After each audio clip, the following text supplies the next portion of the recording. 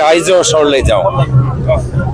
ৰাইজৰ মাজত থাকিলেহে কংগ্ৰেছে সঞ্জীৱনী পায়, আৰু সেইকাৰণে কোকৰাঝাৰৰ ভিতৰতো কংগ্ৰেছ দলক সঞ্জীৱনী ল'বলৈ হ'লে ৰাইজৰ মাজত সোমাব লাগিব, আৰু সেই উদ্দেশ্য লৈ আজি আমি মানুহৰ মাজত আহিছোঁ।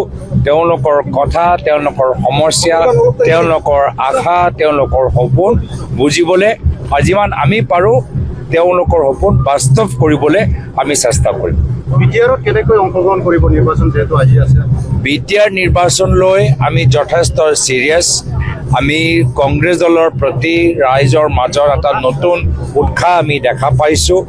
আমাৰ এতিয়া অলপ কষ্ট কৰিব লাগিব, কষ্ট কৰিব নালাগে আমি নকওঁ, কষ্ট কৰিব লাগিব, সময় অলপ আছে।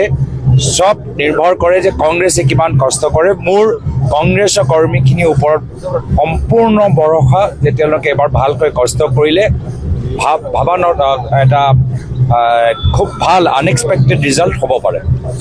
বিটিআৰ নিৰ্বাচনক লৈ কংগ্ৰেছে বিটিআৰ ইলেকশ্যনত কাৰোবাৰ দলৰ লগত আজিৰ তাৰিখত প্ৰত্যেক চিটত আমাৰ প্ৰাৰ্থী ৰেডি আছে। এতিয়া হ'ল আমি সংগঠনটো আৰু শক্তিশালী কৰিব লাগিব, ৰাইজৰ মাজত সোমাব লাগিব।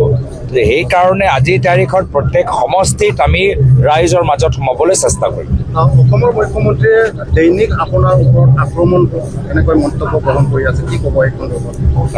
আমাৰ এটা সবকো সন্মতি দে ভগৱান, সকলৰ মংগল হওক। Thank you sir.